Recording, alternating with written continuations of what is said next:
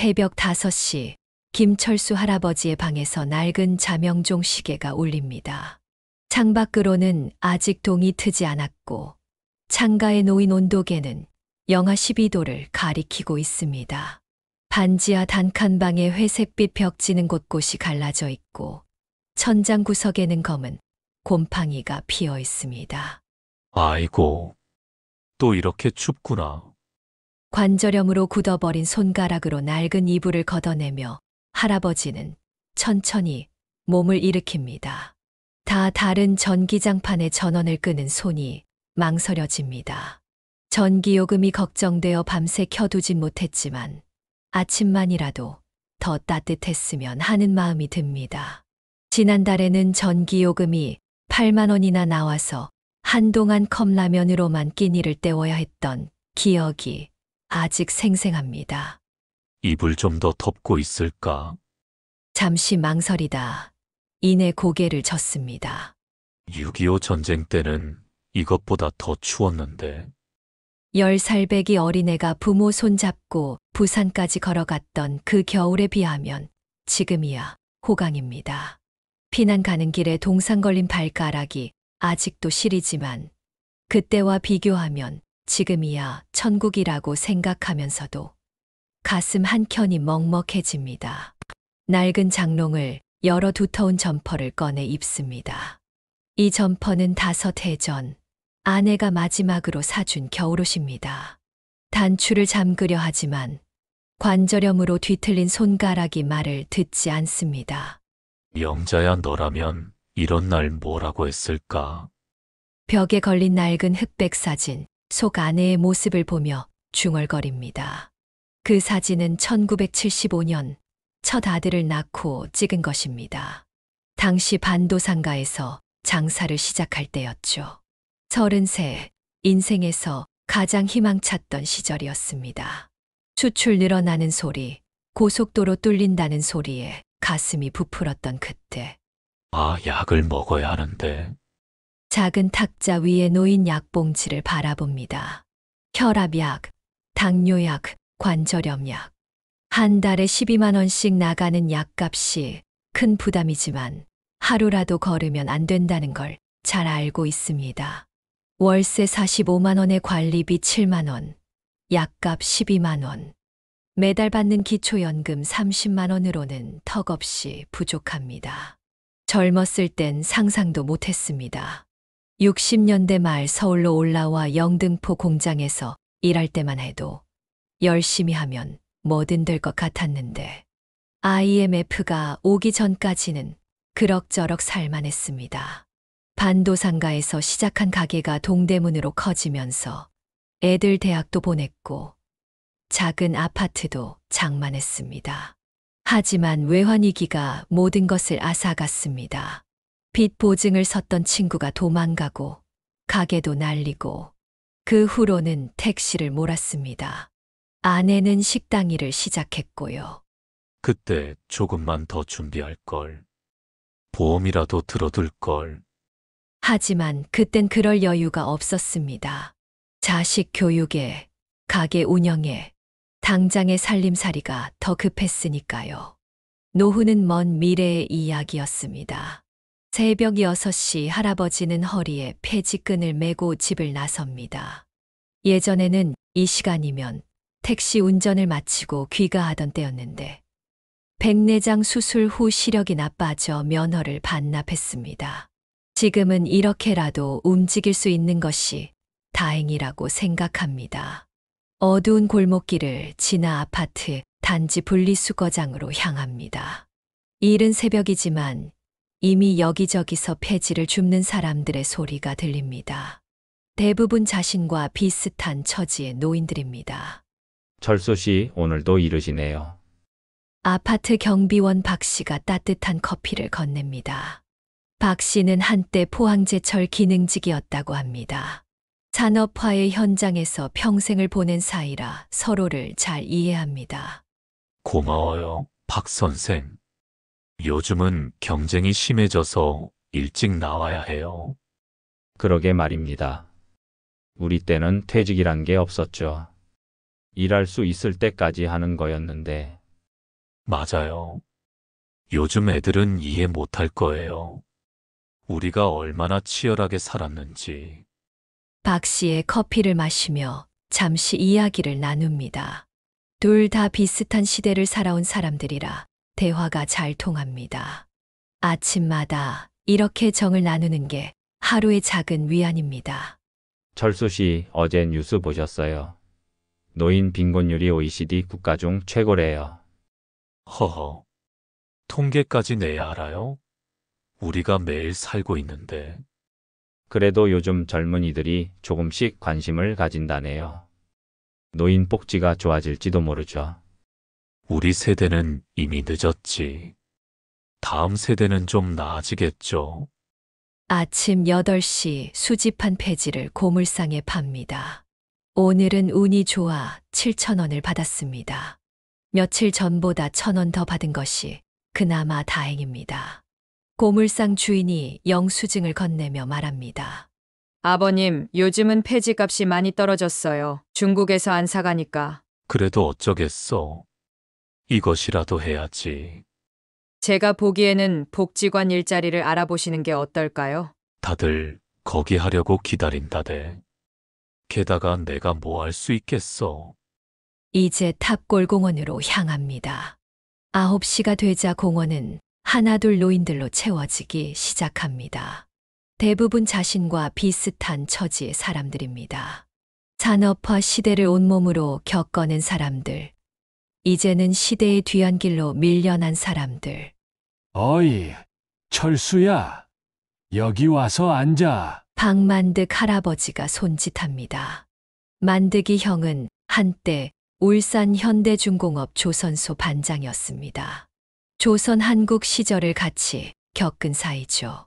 지금은 허리 디스크로 걷기도 힘들어하지만 목소리만은 여전히 우렁찹니다. 만득이 형, 오늘은 좀 어떠세요? 다리가 아파서 병원에 가봐야 하는데 돈이 없어서 못 가는 중이야. 아들놈한테 전화라도 해볼까 하다가 체면이 안 서서 말았어. 우리가 뭐 자식들 도움받으려고 이만큼 키웠나. 형님도 참. 많이 아프시면 병원은 가셔야죠. 야, 내가 울산에서 파업할 때도 이것보단 덜 아팠다. 그때 옆 벤치에서 바둑을 두던 노인 둘이 큰 소리로 다투기 시작합니다. 한 명은 매일 이곳에서 보던 황 할아버지고 다른 한 명은 처음 보는 얼굴입니다. 이봐, 방금 돌 뺐잖아. 내가 눈이 삐었나? 뭐라고? 내가 언제 그랬어? 이 양반이 노망이 났나? 노망이라고? 이 늙은이가 말이 너무 험하구먼. 황 할아버지는 원래 경상도 시골에서 한의원을 하던 분입니다. IMF 때 보증을 섰다가 병원을 날리고 서울로 올라온 케이스입니다. 평소엔 온화한 성격인데 오늘따라 얼굴이 불그락푸르락합니다. 김철수 할아버지가 황급히 일어나 중재에 나섭니다.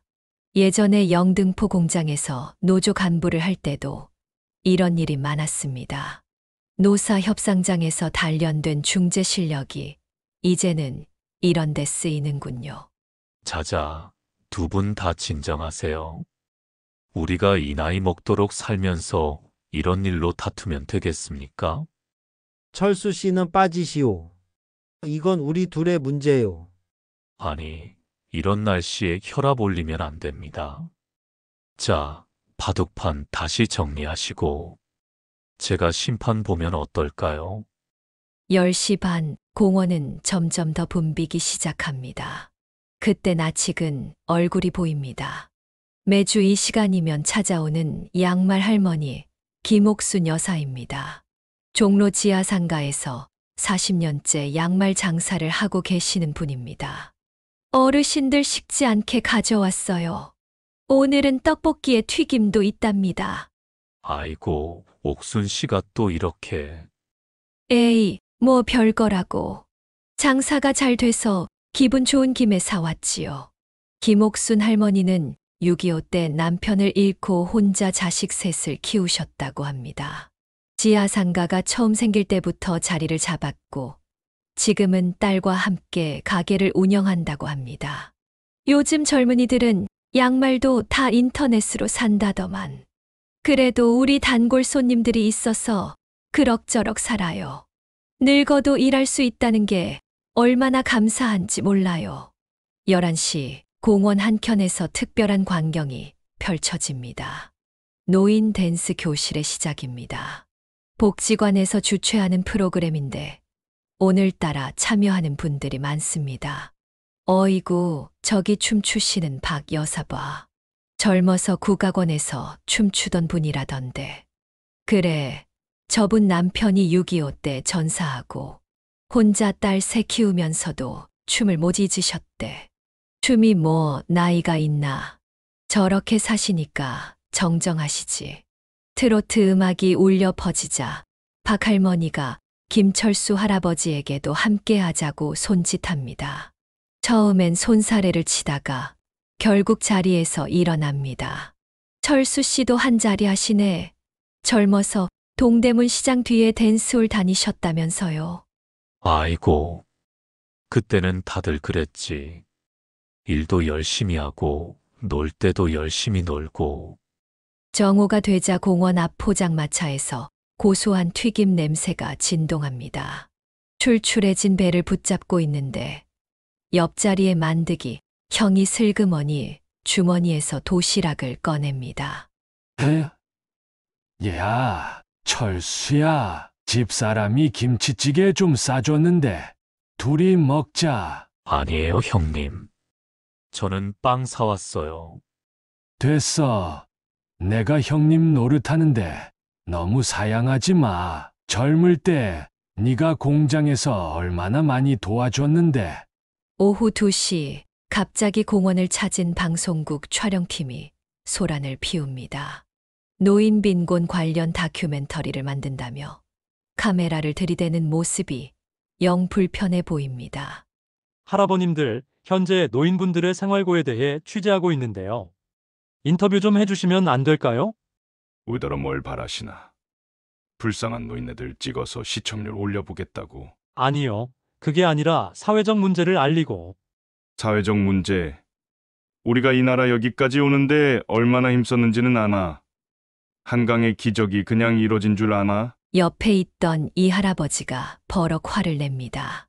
한때 포항제철 건설 현장에서 일했다던 분입니다. 그의 거친 손등에는 아직도 쇳가루 자국이 선명합니다. 젊은이, 우리가 불쌍해 보이나?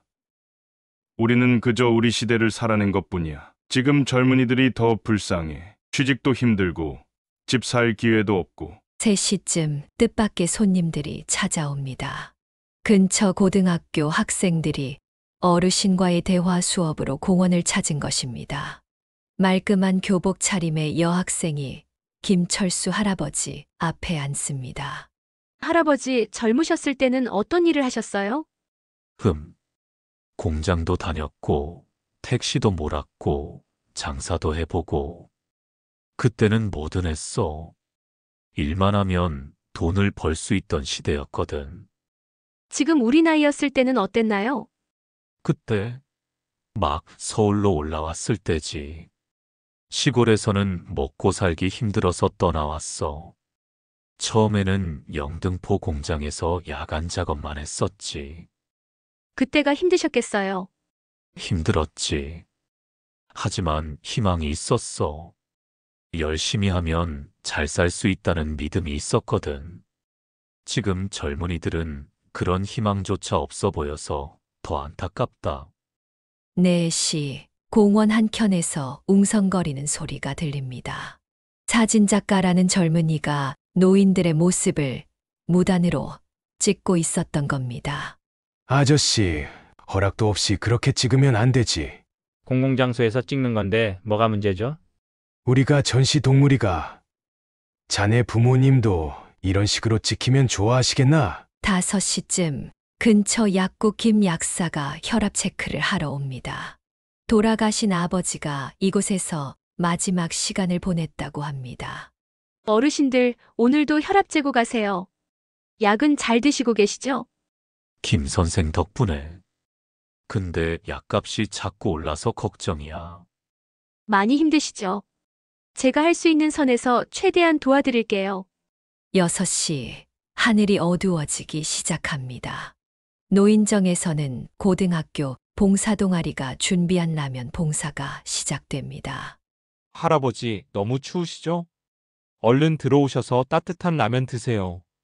그래, 고마워. 근데 너희들 공부는 언제 하니? 괜찮아요. 저희도 이렇게 봉사하면서 많이 배워요. 저녁 7시 공원 화장실 앞에서 한 노인이 쓰러져 큰 소동이 벌어집니다. 평소에도 자주 보이던 최 씨 할아버지였습니다. 한때 대학 교수였다는 분입니다. 70년대 말 학생운동에 참여했다가 교단에서 쫓겨난 후 과외로 생계를 이어가다 IMF 때 모든 것을 잃었다고 합니다. 어르신, 정신 차리세요. 빨리 119 불러요. 최 선생님, 제 목소리 들리십니까? 김철수 할아버지가 재빨리 최 할아버지의 머리를 받쳐듭니다. 주변에서는 걱정스러운 목소리들이 오갑니다. 저기 쓰러진 분이 독거노인이래. 우리도 조심해야 해. 아침에 보니까 안색이 안 좋더라고. 병원비는 또 어쩌나. 보험도 없다던데. 다행히 근처 파출소의 도움으로 119가 빨리 도착했지만 모두의 마음이 무거워졌습니다. 응급차가 멀어지자 노인들 사이에 걱정 섞인 대화가 이어집니다. 나도 언제 저렇게 될지 모르는데. 철수야, 너무 걱정 마. 우리가 서로 돌봐주면 되지. 그래도 만드기 형. 자식들 없는 우리가 앞으로. 말끝을 흐리는 철수 할아버지의 어깨를 박만득 할아버지가 두드립니다. 서로를 의지하며 살아가는 것. 그것이 그들에게 남은 유일한 위안인지도 모릅니다. 8시. 날이 완전히 어두워지고 추위가 더욱 매섭습니다. 공원의 인파가 눈에 띄게 줄어듭니다. 만드기 형이 자리에서 일어섭니다. 철수야, 오늘은 우리 집에서 저녁 먹고 가지 않을래? 아까 집사람이 김치찌개 해놨다고 하던데. 아니에요, 형님. 됐어. 오늘은 내가 형님 노릇 좀 하게 해줘. 혼자 먹기 적적해서. 그래. 만드기 형의 따뜻한 마음이 전해져 옵니다. 예전에는 이런 정이 싫었습니다. 자존심이 상했거든요. 하지만 지금은 이런 게 위로가 됩니다. 그럼 감사히 먹고 갈게요. 만드기 형의 단칸방은 철수 할아버지의 집보다 더 좁았습니다. 하지만 둘이 나눠 먹는 김치찌개는 오랜만에 맛보는 제대로 된 식사였습니다. 웬일로 오늘은 술도 안 드시고. 너 올 줄 알았지. 같이 있을 땐 술 말고 밥을 먹어야지. 형님, 우리가 이렇게 산 게 잘한 걸까요? 뭐가? 그저 앞만 보고 달리느라 노후도 못 준비하고. 만드기 형이 숟가락을 내려놓고 잠시 생각에 잠깁니다. 그 글쎄, 우리가 잘했냐, 잘못했냐를 따질 게 아닌 것 같아. 그저 우리는 우리 시대를 살아낸 거지. 전쟁 후의 가난, 산업화의 고통, IMF의 좌절, 그걸 버텨낸 것만 해도 대단한 거 아닐까? 밤 9시 집으로 돌아온 김철수 할아버지는 달력을 봅니다. 이번 달도 벌써 중순입니다. 통장 잔고는 5만 원 남짓. 약값을 내고 나면 또 빠듯해질 것입니다. 텔레비전을 켭니다. 뉴스에서는 노인 빈곤율이 OECD 국가 중 최고 수준이라는 이야기가 나옵니다. 하지만 그런 통계가 아니어도 현실은 피부로 느껴집니다. 영자야, 오늘도 잘 지냈다. 벽에 걸린 아내의 사진을 보며 중얼거립니다. 창밖으로 눈발이 날립니다. 낡은 창틈으로 찬바람이 스며들어 옷깃을 여미게 합니다. 11시 잠자리에 들며 할아버지는 생각합니다. 우리는 그저 열심히 살았을 뿐인데, 이게 잘한 걸까, 잘못한 걸까. 하지만 그때는 그게 최선이었습니다. 나라를 위해, 가족을 위해 앞만 보고 달렸던 세대. 이제는 하루하루를 버티는 것이 전부입니다. 아침이면 또 폐지를 주어야 하고, 약값을 걱정해야 하고, 월세를 걱정해야 합니다. 하지만 그나마 탑골공원이 있어 다행입니다. 같은 시대를 살아온 사람들과 말이라도 나눌 수 있으니까요. 창밖에 눈발이 점점 거세집니다. 내일도 또 다른 하루가 시작될 것입니다. 탑골공원에서 수많은 노인들의 이야기가 계속될 것입니다. 그들의 이야기 속에는 우리 사회가 직면한 노인 빈곤의 현실이 고스란히 담겨 있습니다. 시계는 자정을 향해 갑니다. 탑골공원에 또 하루가 저물어 갑니다. 그리고 내일은 또 다른 이야기가 시작될 것입니다. 오늘의 이야기를 마치며 구독과 좋아요, 알림 설정은 더 좋은 영상을 만드는데 도움이 됩니다. 감사합니다.